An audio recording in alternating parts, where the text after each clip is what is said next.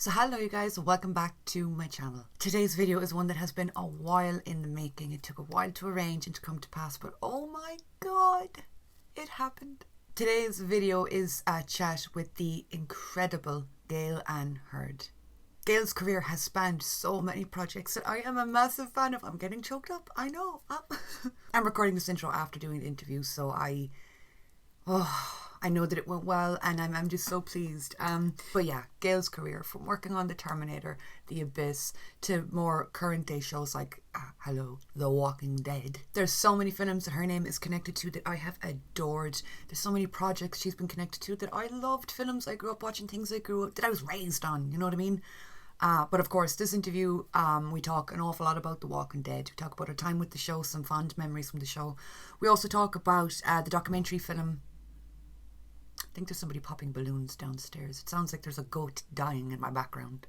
We also talk about the documentary film The YouTube Effect, which is a fascinating watch, in my opinion, if you're somebody that's interested in social media, if you're interested in the YouTube side of things and stuff. It's something that hit close to home with me. So we got to discuss that too and talk about how that came to pass and some of the intricate details around the making of that, and just a big thank you to Gale and everyone on her team for helping make this happen, helping arrange it and make it come to pass. And here is the interview. It's wonderful to finally meet you. Well, I'm glad it worked out. Where are you? I'm in Limerick. It's Okay. southwest of Ireland. Okay. And I'm in Belfast. Yeah, what are the chances? I heard that you were going to be somewhere near and couldn't believe it. Yes, I have a good friend here, and I'm also doing an interview with Causeway Pictures about my late good friend Deborah Hill. Oh, right. Is that today? It's tomorrow. Oh, well, good, because I was going to say busy day then. Yes, well, I'm trying to see the sights while I'm here. So today, Oh, yeah, absolutely, you have to.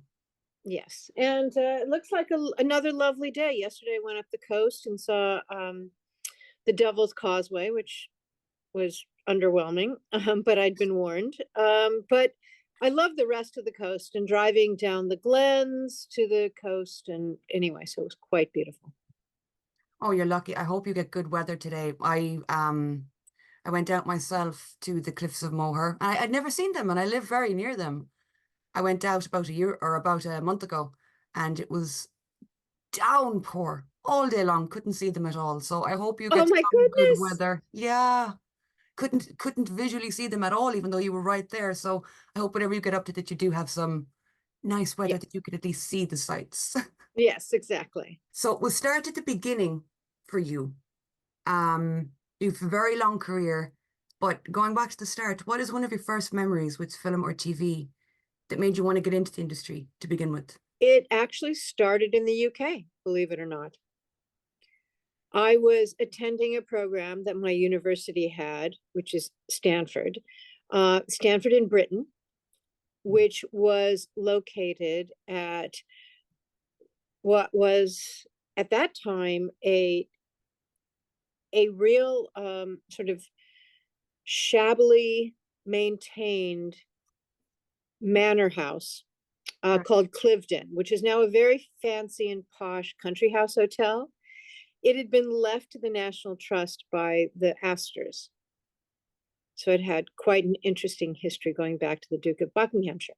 But there was an intensive program for economics, which is what I was studying at the time, and British film and television. So I ended up taking classes in British film and television and thought, this is what I really, really want to do. And I was very lucky that the gentleman who became my advisor put together the program, a producer by the name of Julian Blaustein.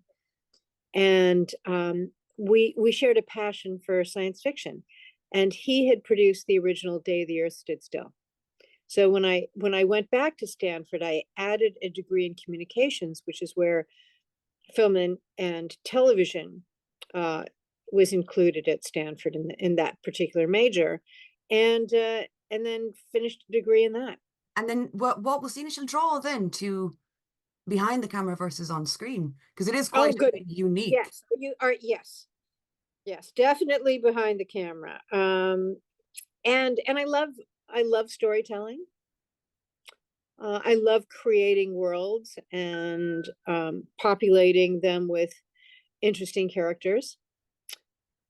Um, and I had always read science fiction, fantasy, horror, and comic books from the time that I was little. So to me, not fancying myself a great novelist, it seemed like the best way to bring these worlds to life was in film. You have been, I'm not just saying it, you have been such a huge part of so many projects that I've enjoyed. Um, it's just always fascinating when people really want to go into the world building or, you know, screenwriting or producing because that does mold and shape the world. You have such a varied background that I wonder, is there any aspect of filmmaking or TV in the realm of TV that you haven't explored yet that you'd like to get involved with? There's always more that you want to do, otherwise you retire. Um, so I think that I have some passion projects. Sadly, I can't talk about them. And I don't give up. So maybe I'll put something on the back burner, but I very rarely abandon something unless, of course, I lose the underlying rights to the intellectual property. I guess it is always good to have multiple different things on the back burner that you can kind of juggle them all at once. Um, and then of course we have to talk about The Walking Dead. The one of the main reasons that we're here. That show is so dear. I know it's one of the most popular shows of all time and it has a huge fan base, but from my own experience, it is so dear to me. I can't imagine having not seen it or been a part of that whole experience. But for you, when did you first hear about the show being in production, or what was the creative process like for you going into that? Well, it goes back to reading the comic book. Right. As I said, I'm a comic book fan, Yeah. and at the time that I first read the comics, um, I was really focused entirely on feature films, and it seemed to me that it really was too vast a story with too many interesting characters Mm, to create a film. How do you tell that story in 2 hours? Well, I don't think you can. And then absolutely. a few years later, I had already done one television series and I wanted to do more. And I revisited The Walking Dead, checked on the rights, and partnered with Frank Darabont, who created the show along with Robert Kirkman, who is the creator of the comic book, the writer of the comic book. And so it was a passion project that surprisingly, once we all agreed to move forward, it moved forward very quickly. I have heard that though with certain things that especially when you're starting from the ground up with the show, like with the new universe, that it is kind of like the snowball effect, nearly that once you get the ball moving, it kind of takes on a life of its own. Um, but then, I mean, it had such a huge impact and it went on for so long. I mean, 11 seasons. It's probably a silly question, but what was it like for you saying goodbye to the main show after all that time? Well, it's obviously very tough because more so than any other project I've worked on, the cast and the crew became a legitimate second family. Mm, And even when a character was killed off the show, um, we've all stayed in touch, and we actually have a group WhatsApp, um, Walking Dead family group, and so it's not like we've said a permanent goodbye to the people behind the characters, but you feel like the characters in the show are part of your life. You know, I'm like a fan in that I identify with them so closely. Um, and I think that was the great success of the show was based on not only the amazing world that Robert Kirkman created and populated with interesting characters, but also the way that we took all this very seriously. You know, we didn't think of this as, okay, we're doing a comic book, you know, it'll be, we don't care if it feels fake, it doesn't really matter. We treated these characters as if they were real people and cast amazing actors, not just, you know, some pretty faces, although many of them are quite good looking. And the cast took their roles so seriously. You know, it was not something, and I've been on other projects where an actor won't even really read the script. They'll try to learn their lines right before a scene. Well, there's no way that you can create a character that is real, that you know, fits within the overall storytelling if they're not completely committed to not only their role, but to how that character fits within the overall story and how they interact with the other characters in the show.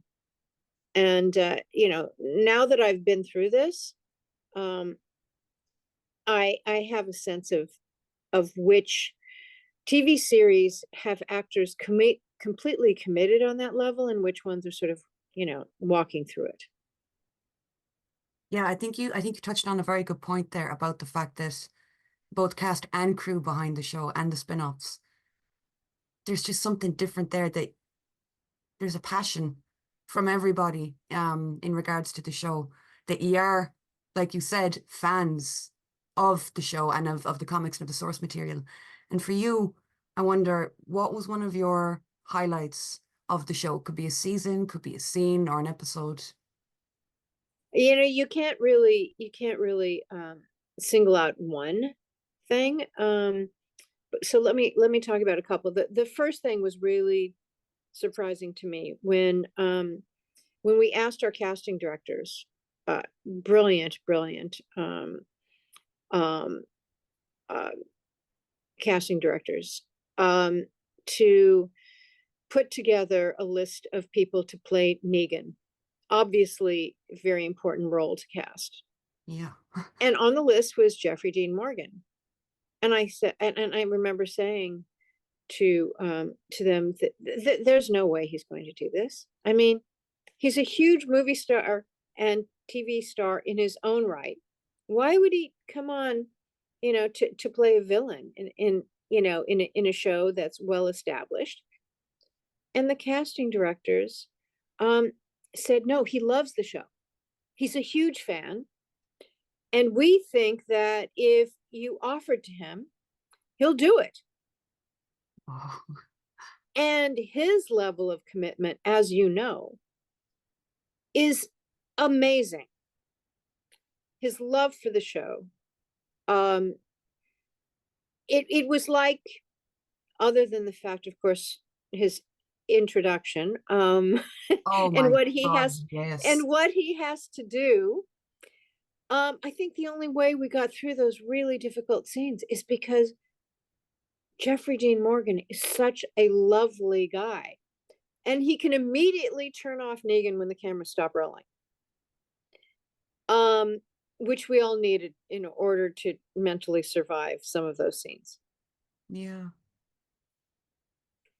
And then I think another thing that stands out is the episode The Grove, and that is the episode where, you know, where Carol has to kill the little girls.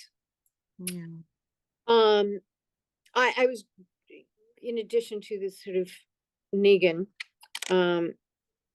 eeny meeny miny mo, that was such a hard episode. It was also the first episode ever directed by our cinematographer at the time, who started out as a camera operator, Mike Satrazemis. So imagine that being your first directing job.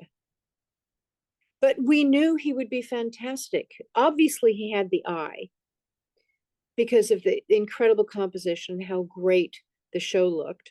But the actors always looked to him, because directors often, they cycle through. They don't, you don't have one director for an entire season, and they would look to him to see if their performance was good. So they had total trust in Mike as a confidant about performance. And so he was honestly the perfect choice for that episode. And as you know, Melissa McBride is just astonishing. Incredible. Yeah. And and the performances of the young actresses Yeah. was amazing and heartbreaking. And so I'll never forget that episode too, for so many reasons. And Mike Sadrzimis then went on to become the producing director on Fear the Walking Dead. I love that though about the Walking Dead universe, that if you if you pay attention to things like that, that a lot of the same names can pop up across the shows. You know what I mean? In terms of both obviously on screen, but off screen as well. I love that it's, I don't know, it is just like this little family within the universe. I just think that it's a testament to how much the cast and crew do love the Walking Dead universe. But like, since you touched on it, I guess staying on topic with the spin-offs, I mean, Dead City, obviously incredible. We have New York. Darren Dixon, we have France. Is there anywhere that you'd like to see explored in maybe further spin-offs or further episodes of shows that we already have? Well, so funny because obviously Fear the Walking Dead started in Los Angeles, Yeah. which is where I'm from, and then we actually filmed in Mexico, which was an incredible experience. On my mother's side, my ancestors came from Mexico, and it is so different living in and working in a place rather than visiting as a tourist. Mm. So the whole idea of the shows being international, um, is unbelievable. And and I think because the show's been a hit on an international level, we introduced international audiences to a show essentially about initially a group of people in the South, and how they survived the zombie apocalypse, and then we've expanded ever since. And I love the fact that in one of the Walking Dead episodes, an amazing Irish actress, Carrie Barden, played Clara. Yep. And at tourists from Ireland stuck at the airport when the Atlanta airport when the zombie apocalypse hit. So Carrie Condon, I should say, that that's been fantastic. Is there any place I'd love to see? I like to see how things naturally evolve, because ultimately what the series is saying is that essentially we're all the same wherever it is we are, as survivors of the zombie apocalypse, because humanity shares culturally the same, socioculturally, so many similar elements. The variety of different types of people on the spectrum, whether it's positive attributes, or people who their malignant traits are brought out in the zombie apocalypse. But there is, I don't think that there's one place where people necessarily have a unique skill set to survive the apocalypse better than other places. Yeah, I love that you brought up that Irish actress. I'd completely forgotten about that. I remember first time watching that, hearing the accent and going, "Oh my God." And it did add that layer of, oh, holy shit, like, yeah, there must have been tourists that got Yes. stuck when all of this happened. Where are they? You Yeah. know, I never thought about that up until that point. But with the shows then, and with that more kind of long format content, it does take on a little bit of a life of its own, and it can result in cult followings. Um, and with modern day, of course, that results in online communities and people start fan pages and stuff like that. And for you, I wonder, what is that like, that constant stream of feedback, that constant, you can just open up any social media, I guess, and see what's being said. Do you like that? It's a love-hate situation, really. Mm. Um, because it seems like there are some professional haters out there. I mean, if you really hate a show, why do you watch it? I say Um, that I all the time. I you could, if you hate something, why are you wasting your time on it? Um, and and social media has inspired people to pile on in their hatred. And it's not like I am ever going to seek out something I'm really not that interested in or don't like, to attack the fans of, the fans and the people who do like it. I don't understand that. But that's also a comment on different types of people, and you can imagine who they would be in the zombie apocalypse. So that's what I do. That the haters, okay, they're going to be followers of Negan. So Negan, when Negan was really not a good guy, they're going to be one of the saviors. Because they think of themselves as saviors. It's like, no, we're gonna try to help people realize that this is not a good show. All right, well, to Mm. each their own. At the same time, the community of people who are part of the Walking Dead family are amazing. And there are many people online whom I've never met that I am in touch with, um, and feel I know quite well, even though we've never met, because of The Walking Dead. And that's what's great about the opportunity of social media, to connect people, regardless of where you live. And it could be a very remote place, it could be in a huge city, that you don't feel isolated. Um, you may not fit in a particular place, but in another world, the world of the Walking Dead family, or the fandom of anything else, even if it's a sports team, um, you find your family. And that's what I love about it. Yeah, it is. It is gorgeous. I mean, myself, I do like reaction content and episode breakdowns and interviews and stuff. But when I started, it was from a place of, I started the show, The Walking Dead, around, I think it was season 5. And I just got obsessed, binged through all the first 5 seasons, and then was like, I have to talk to somebody about this.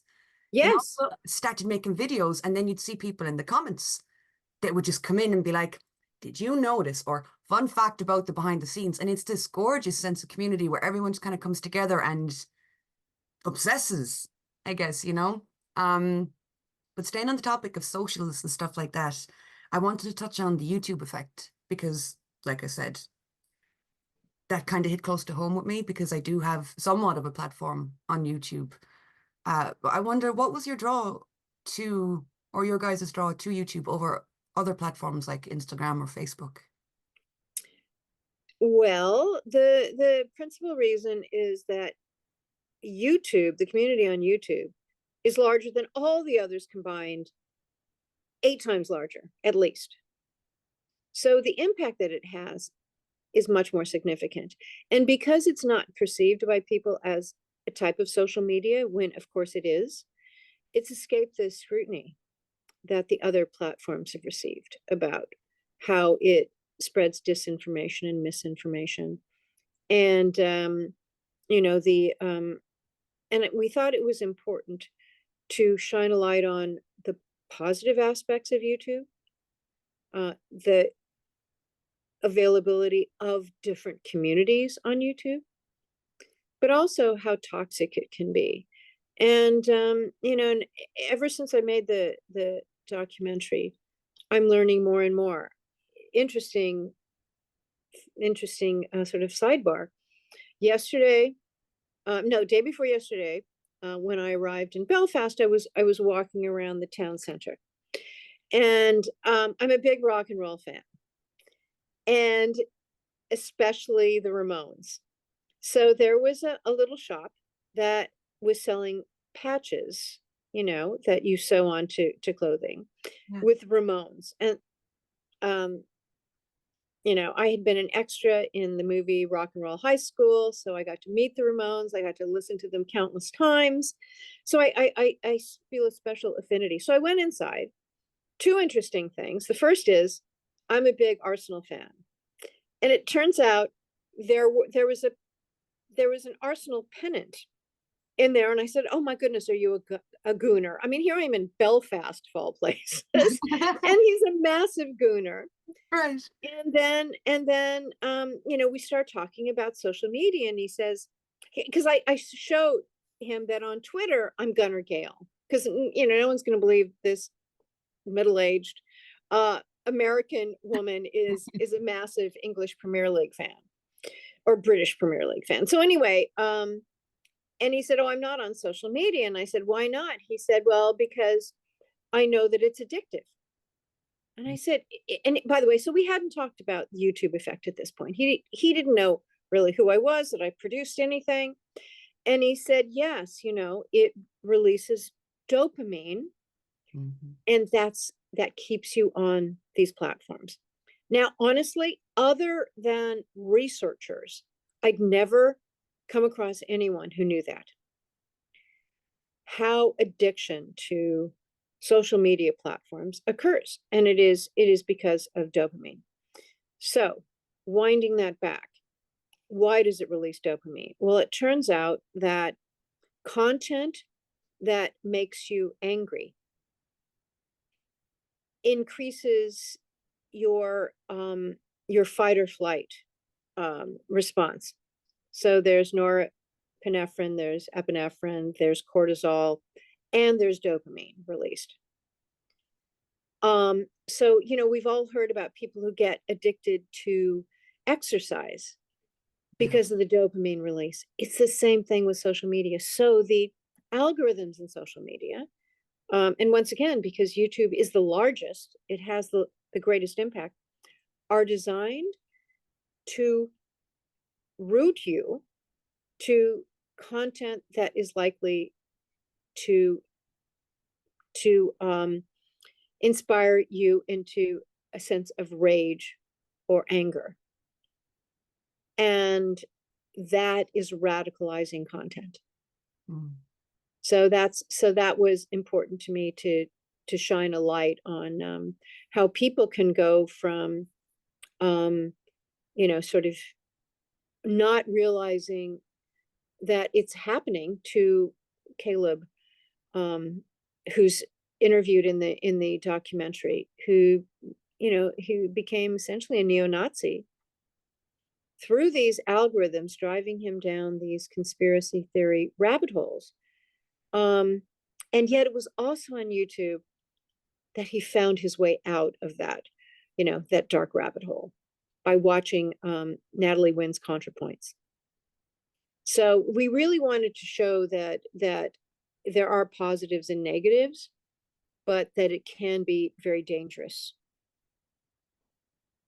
I mean, definitely, like you said, that there are positives and negatives to it, but I guess it just kind of depends on what person you are, or what you're seeking out when you start your journey on any social media. But you mentioned Natalie Wynn.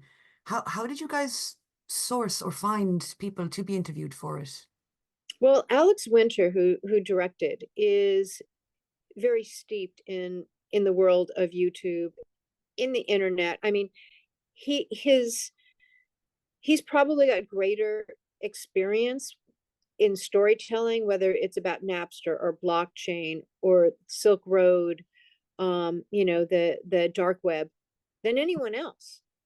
So he already had um, um, friendships with a number of these people. And so he, and the other thing as a documentarian, you need to be trusted. You're going to develop, you have to develop trust with the people that are willing to be on camera interviews, and that you're not setting them up in any way. Yeah. So because of Alex's previous experience and the trust that he developed with his previous interview subjects, we essentially, everyone that we asked to be interviewed said yes. That is a very difficult task, let me tell you. Yes, you know better than most how difficult it is, and it was also incredibly important for us to interview people at YouTube.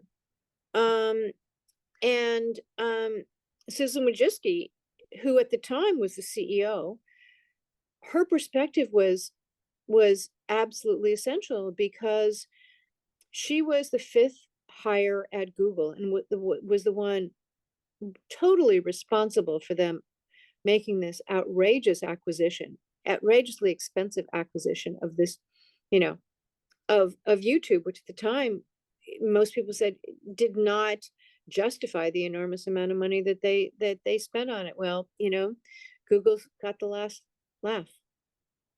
Yeah, I mean, I remember those very early days of YouTube and the early, what was at the time, viral. Nowadays, videos go viral every couple of minutes, I guess, on other platforms like TikTok and stuff like that.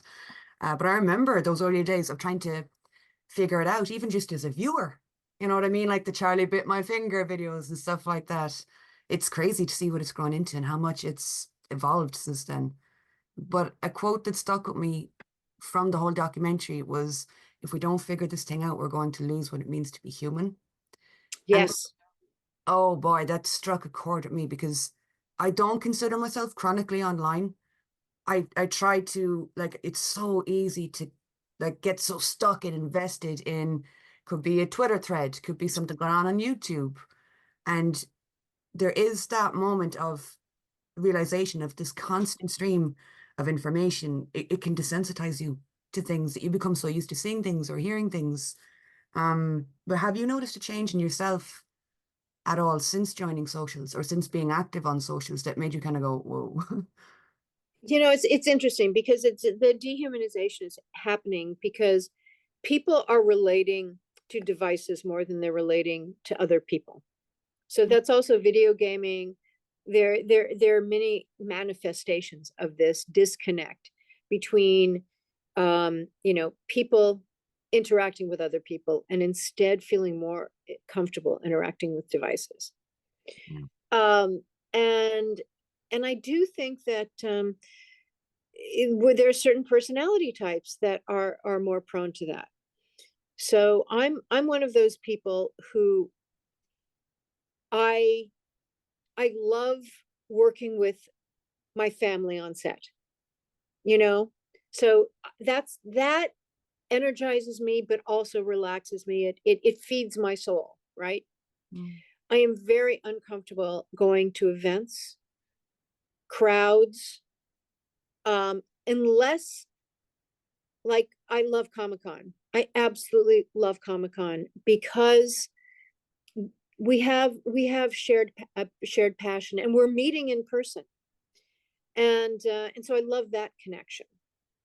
But other than Comic-Con, I stay away from large events. So that makes me very prone to, finding connection online, and also getting wrapped up in, in spending time on Twitter, reading various newsletters, and becoming more and more socially isolated, which is not a good thing. Mm.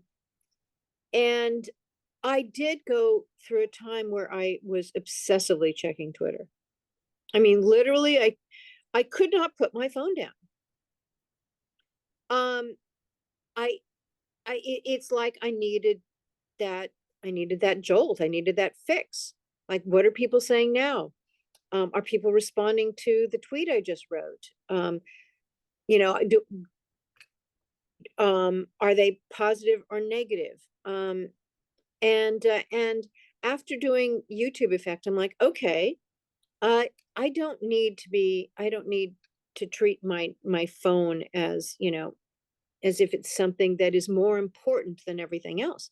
But I was more connected to checking my phone, checking emails, than I was at times to the people I was having lunch or dinner with. And you see it everywhere. I mean, you see people walking down the street and bumping into other people or Yeah. stepping into traffic because they're focused on their smartphone. And then you see a number of people sitting at a table having a meal where they should be interacting with each other, and each of them individually on their smartphone. And yes, I think that's incredibly dangerous. I know, because I went through that, and I consciously have to think about stopping myself. It's easier now, but when you're first trying to detox a bit from that addiction, it's very hard. Yeah. I can relate to you on that point majorly. And I think especially during like 2020 and all that business, people really fell back heavily onto like using social media to cope and for their little bit of interaction or engagement. But I found myself being the kind of person that as soon as you open your eyes in the morning, your alarm goes off. It's like you do the rounds of your socials. You check everything, check notifications, respond to this, respond to that. And like I'm such an advocate for social media in a way because it's given me so many opportunities. It's become a career. I've met so many amazing people through it, but at the same time, when it does start to have a negative impact, oh my God, it can destroy you mentally. Um, and I think the documentary did a very good job at being fair because there was a little bit of apprehension on my part going into it that I thought, oh no, is this going to be like, YouTube is bad kind of deal? But it was very fair. It presented both sides very equally, I thought. And did you come to any sort of conclusion coming away from that, having completed it? Oh, yes. Oh, yes. I mean, I think it's absolutely key that in the US, I'm only speaking for the US, that Section 230 needs to be amended. So for those of you who haven't seen the documentary, Section 230 is a law in the United States that protects all platforms and all websites from any liability for anything that happens based on material that is posted on that website. So there's almost nothing that is protected to that degree in the United States. I've been told, and I'm not a legal expert, that actually there is nothing. And it outlived its purpose. Its purpose was the web was in its infancy, and most of these websites were very small. They were websites that could not afford expensive attorneys, and so they essentially wanted to spur growth amongst small independent websites. And of course, instead, it primarily protects these behemoths, and there is actual harm. So anyone who's been harmed, and we go through this in the documentary with people who have experienced harm because of what's happened on the internet. Um, and and interestingly enough, there is very likely to be that they're calling now for a sunset of Section 230 and reconsidering it, because there should not be blanket immunity for anything. Because the truth is that that because of certain algorithms, and I do want to point out here that algorithms are not these independent AI, you know, monsters. They are programmed by humans to achieve a particular result. So the result is keeping people on the platform and getting more people on the platform, because anything that is, free, it's the user that's being monetized, so that's the platform is monetizing the user to sell ads. And this blanket immunity is simply not okay anymore. So the good news is, since we made the documentary, change is afoot. But we also know that many people who are in every country in the world, it's not just the United States, a lot of the politicians really don't understand tech. They don't understand social media. And I do worry a bit about the legislation that they're going to pass. And I do hope they listen to the experts and to people who are objective about it, not someone with an agenda. Yeah. I mean, it's a weird point in time too, and you mentioned politics and stuff.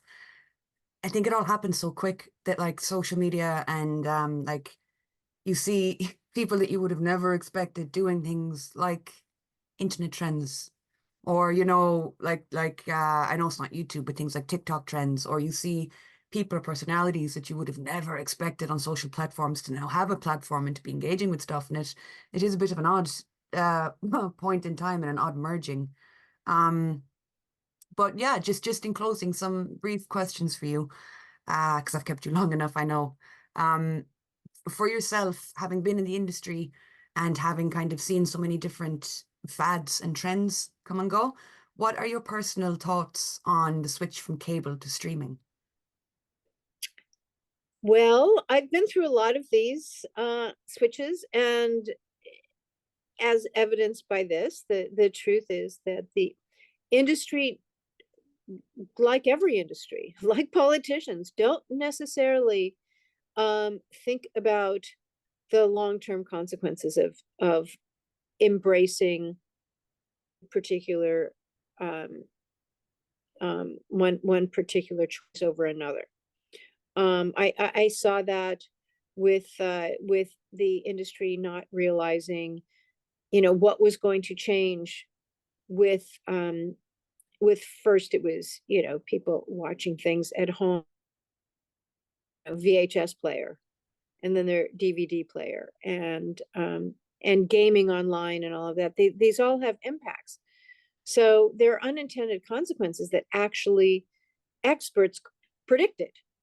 And I don't think they figured out how they could. Oh, you froze. Oh, I froze. So did you. You just stopped all Yeah. of a sudden. Are we back? Anyway, so I think that there was there there wasn't a projection going forward of how are we going to replace the revenue we receive from cable systems paying for our content with streaming. And that's why we're seeing enormous losses in so many networks, studios, because it hasn't been replaced. And the model of just continuing to spend billions on content and you're not getting billions in revenue, is unsustainable. So what we're seeing now is a return in a different way, which is, sadly for those of us who create content, is consolidation in the industry. So you're seeing more mergers and acquisitions. So there are fewer buyers. And you're also seeing bundles. So so which is essentially almost replacing cable. So you have a particular large company that owns a number of different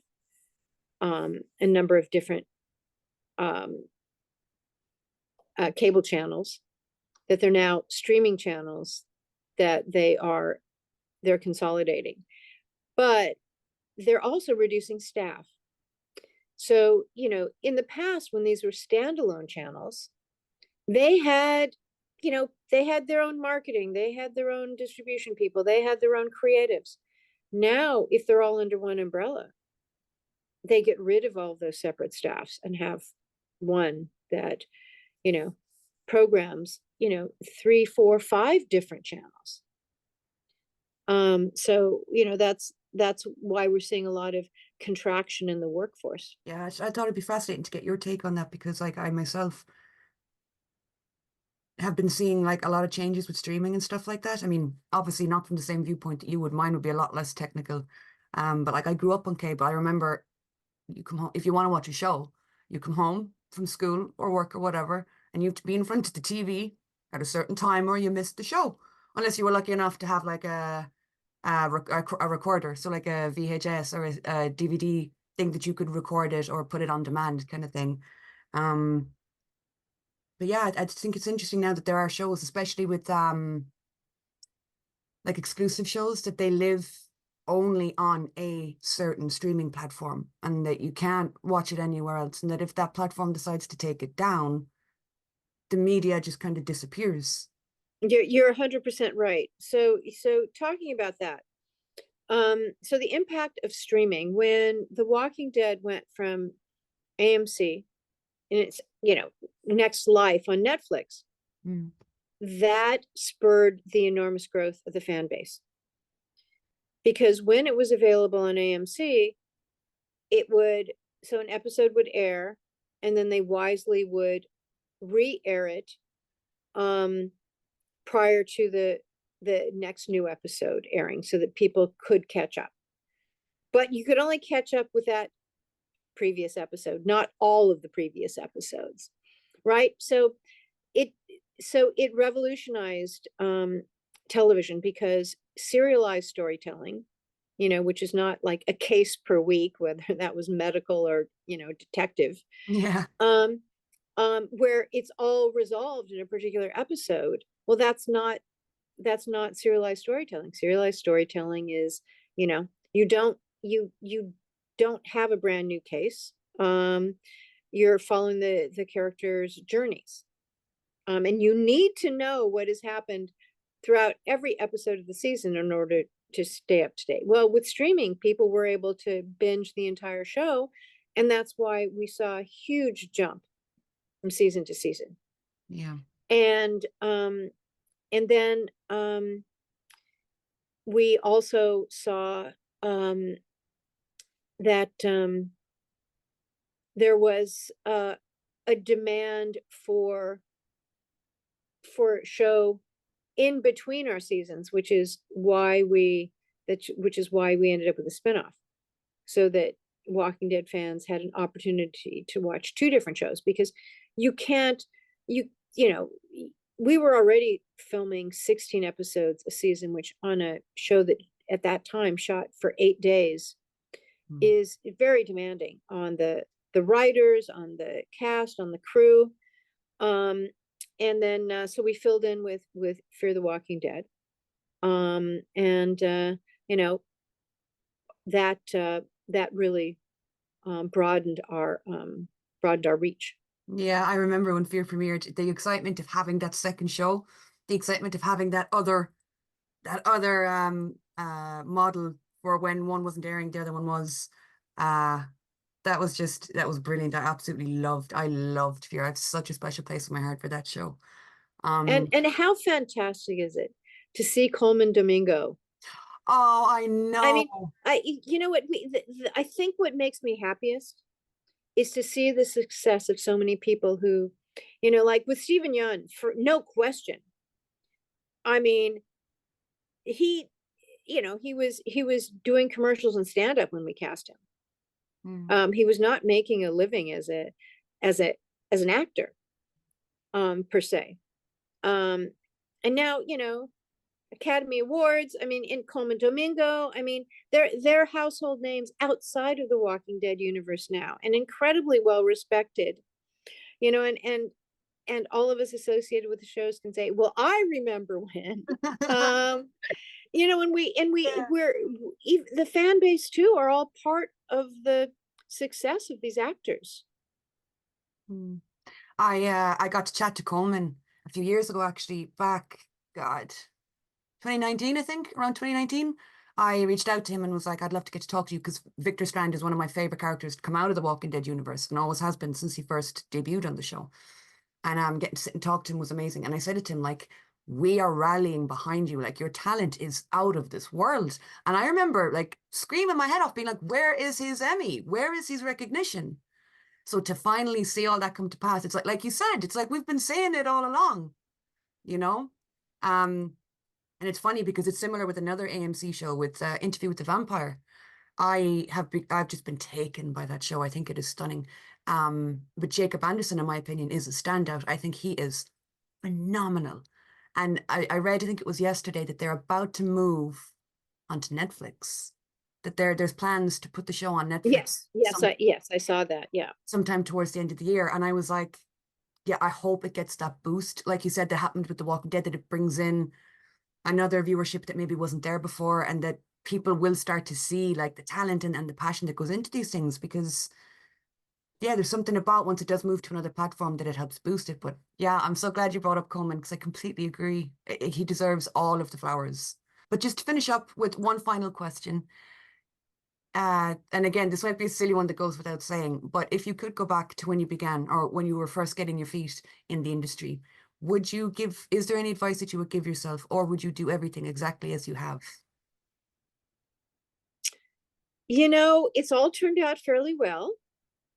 And I just have to end by saying, in addition to Julian Blaustein and another professor actually from university, Stephen Kovacs, Stephen is the one who suggested to Roger Corman that he hire me.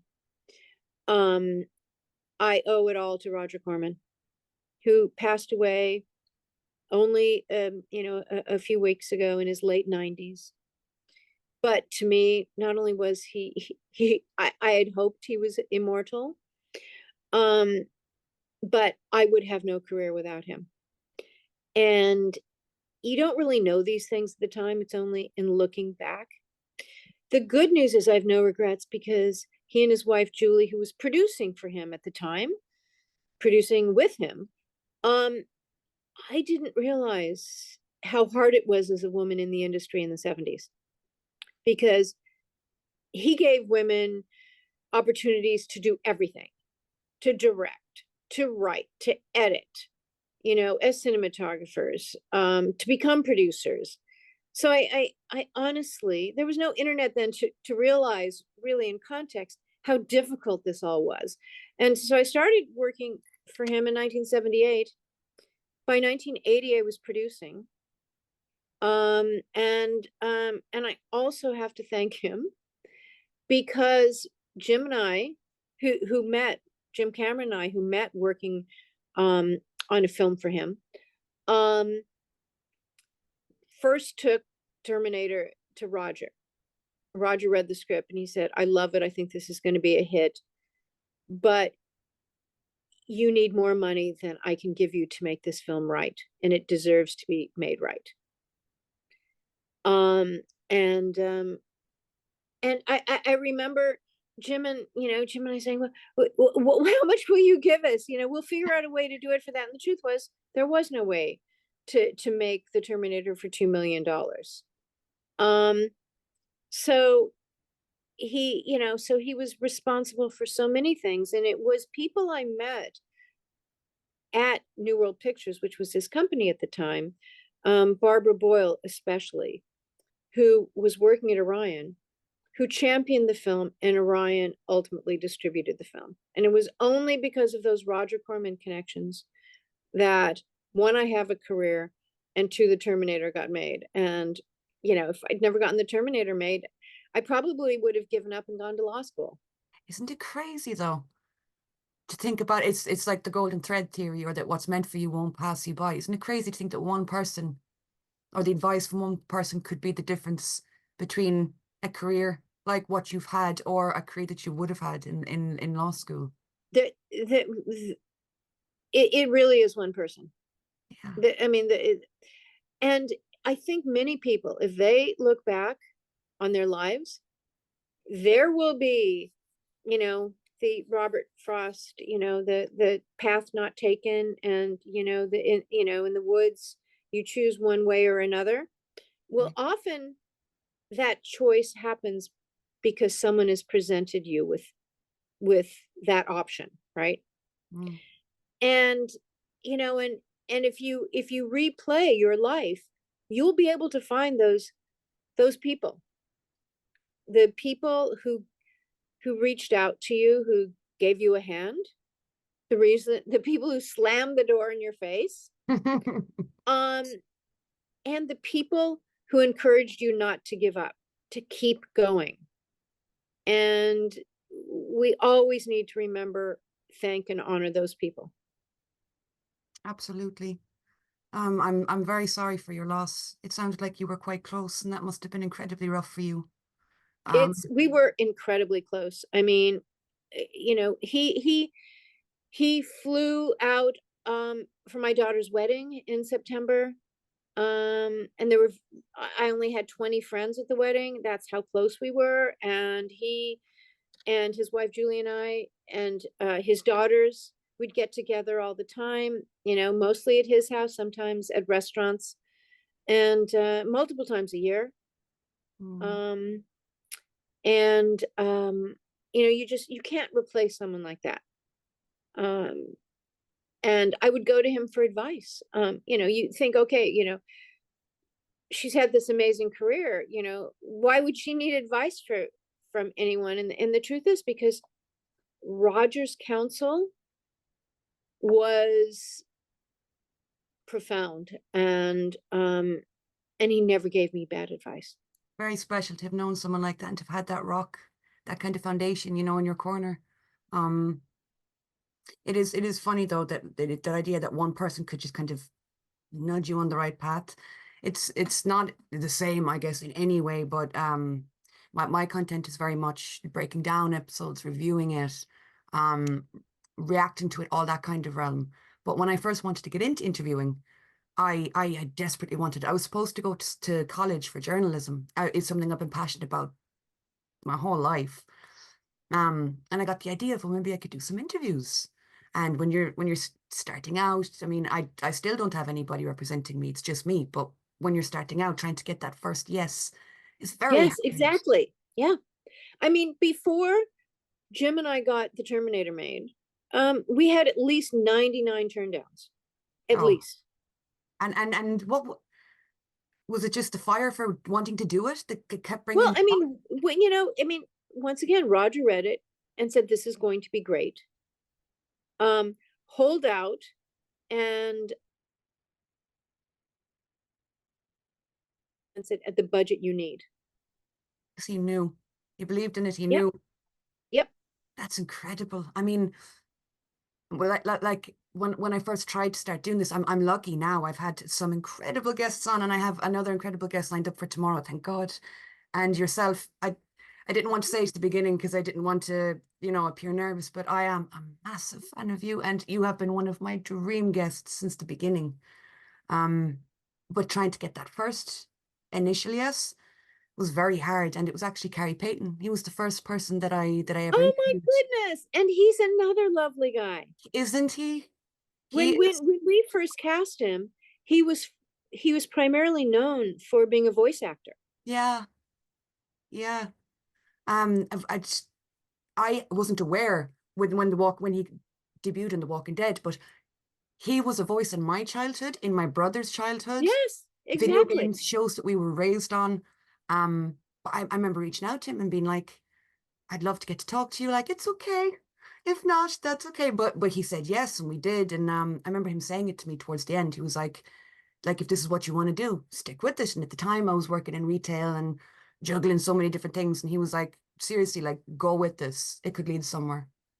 And it has. This is my full-time job now, YouTube and social media and all that, primarily TV shows. And there's always that little voice in the back of my head. Whenever I get a yes, whenever I get another interview or get anything that goes well, I do always hear him, You know what I mean? In Yes, my head being like, go for it, like stay with it. yes, we all need that. We all Yeah. need that. I was at the Giant's Causeway yesterday, and there was a young woman who is the parking lot attendant. Um, and and I don't know how it came up. I'm trying to remember, but anyway, I think she heard my accent. She said, "Where are you from?" And I said, "Los Angeles." And she said, "I went to film school there." And I said, "Really?" And I said, "What do you want to pursue?" And she said, "Post production." And I said, "Go for it." And I recommended some companies in Belfast for her to go talk with. Because the truth is, it's so difficult, especially, I mean, if you're living in, Northern Ireland and not even in Belfast, Yeah. you know, it's very hard to navigate a career. But and she said, "No, it is my passion." And I said, then don't give up, and follow your passion. And you know, um, it won't be easy, but nothing worth doing is easy. Exactly. Um, and sometimes it does just take that one person to just tell you against all odds, go for it, you know? Um, but yeah, with that, I will wrap this up. I've kept you long enough. Thank you so, so much, Gail, for taking time out of your day to sit and to talk. I really, really do appreciate it. Well, thank you, and thank you for all that you do on behalf of the Walking Dead and Fear the Walking Dead, and the Walking Dead universe. And we appreciate you. That means an awful lot coming from somebody that has had such a huge part to play in a universe that has become an absolute haven for me. So, yeah, thank you very much. I hope you enjoy the rest of your trip and you get to see some sights and the jet lag isn't too bad when you go home. Exactly. Thank you. Bye No bye. problem at all. Bye, Gail. And that's it for my chat with Gail. I still can't believe that happened. I Again, a million thanks to Gail for sitting and talking and taking time out of her day. Every time I get one of these interviews, it's just, I don't know, it doesn't feel real, you know what I'm saying? Because, like, I have always been obsessed with shows and movies and media. It's my number one love. Always has been. So every time I get to talk to somebody that's had a part to play in something that is really important to me, that I love a lot, it just feels like magic, you know what I'm saying? Getting to ask questions that have been on my mind for years or that have been on people's minds for years. Yeah, and Gail doesn't do a whole lot of stuff like this, interview content, so it's double special to me. So again, million thanks to Gail and everyone on her team for making this happen, and I hope you guys enjoyed it. I'm floating. It's Sunday. It's 9 o'clock in the morning, and I'm about to go off and film some more videos, and I am floating. I have another interview video hopefully going up for you guys sometime this week, so stay tuned for that. Thank you so much for watching, and I will talk to you all soon. The balloons are popping. Oh, definitely.